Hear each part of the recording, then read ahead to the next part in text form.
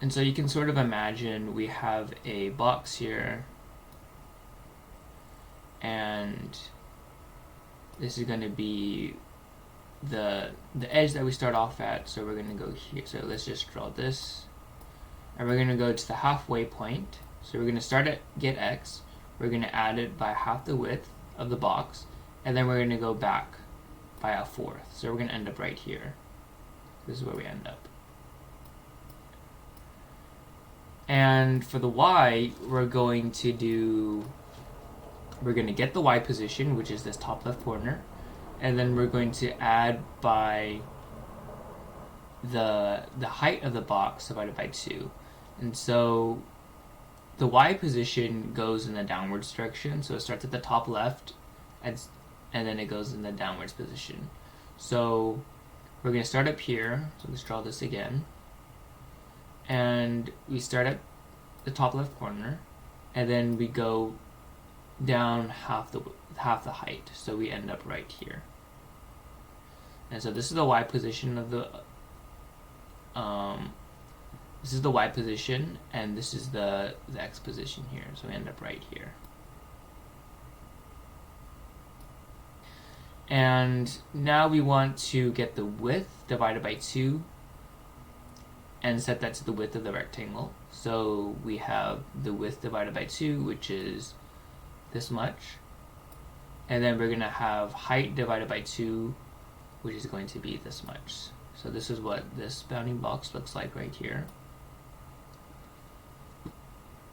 And now let's go ahead and remove this. So let's go ahead and fill out the top bounding box now. So again, I'm going to write in the code, and then I'm going to explain it afterwards. So let's do rectangle, and let's go ahead and do cast to int. And in here, let's go ahead and do get x plus get width divided by 2 minus get width divided by 4. And let's go ahead and go to the next line and do a cast to int again, and let's just do get y. And let's do a cast to int again, and let's do get width divided by 2. And let's go here again, cast to int, and get height, and divide that by 2. Now to explain what this is, so we do a very similar equation for this, or a very similar expression for this. So let's go ahead and change the color to red now. And we start by doing the same math for the x position. So we end up in the same x position here. So this is the x position. And then the y position is just get y. So the y is up here. And so we start off in this corner right here. And we do the same width and height as we had for this bounding box. And so let's go ahead and do that width and that height. And so that's what this one looks like. So it's just up here. Okay, now let's get rid of that, and let's do the same for this get bounds right. So let's do a new rectangle, and let's go ahead and do int, and let's do get x. Let's put this in parentheses as well. Let's see, get x plus get width minus 5. And let's do a comma. And let's do int get y plus 5. And let's do 5. And let's do int get height. And let's do minus 10. Okay, so let's go ahead and bring up this paint again and scroll down a little bit so you can see the expression. So now let's use a different color as well. So let's do purple. So we want to get x, so this is the x position right here. We want to do plus width, so we want to go all the way over here to this edge right here, this edge right here, and then we want to do minus 5, which is right around here. Okay, and for the y position, we want to do get y, so that starts up here, it's top left corner, and we do plus 5, so that will bring us to right around here. And so we're sort of in this position right here. And for the width, we want to go 5, so that'll bring us to the end here. And we want to do get height, so that's the whole height, minus 10. And if you do the calculation here, we're going to leave 5 at the top and 5 at the bottom. So that's going to bring us right here. Okay, and so this is going to be what our right one looks like, something like this.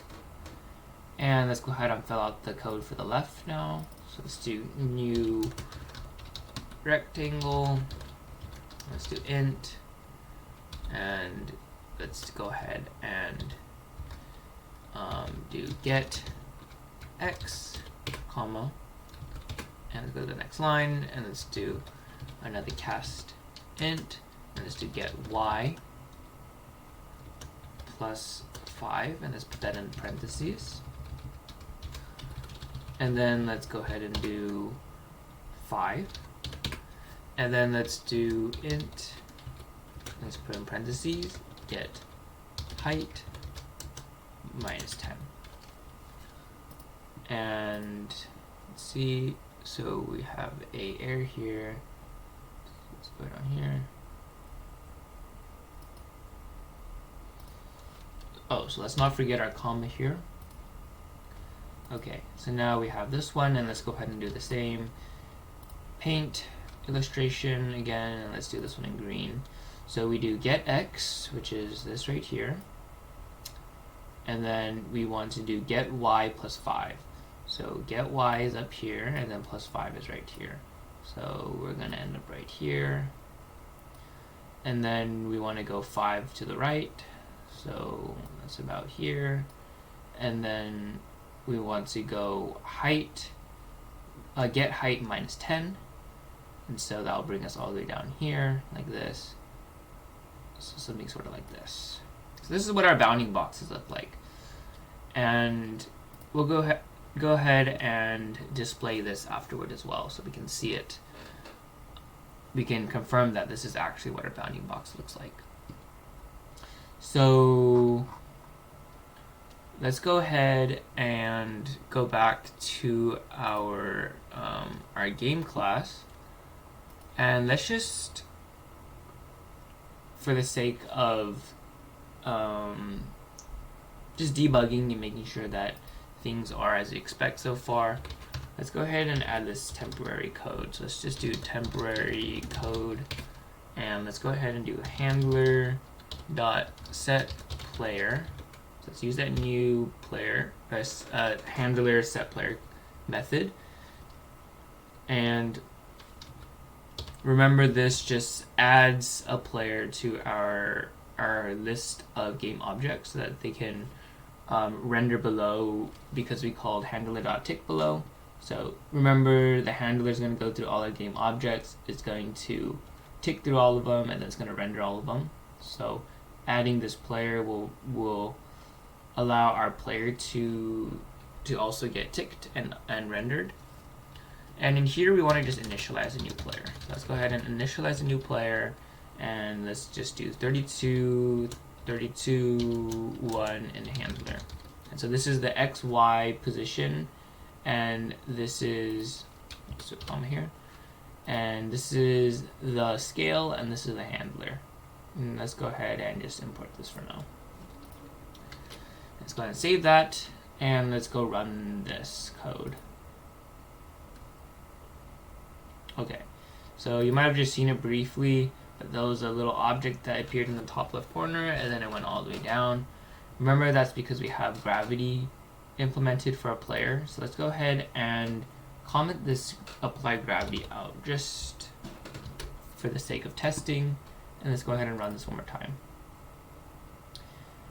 And now our player object is just stationary in this top left corner.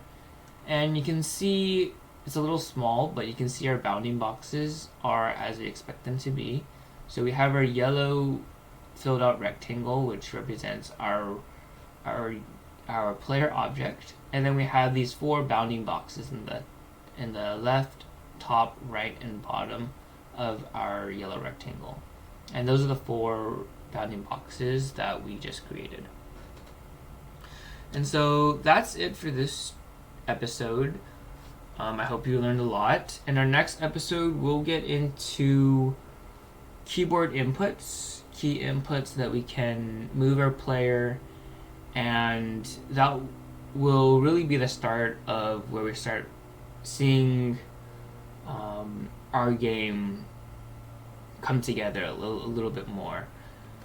But yeah, I hope you enjoyed it. I hope you learned a lot, and please remember to like and subscribe and leave a comment.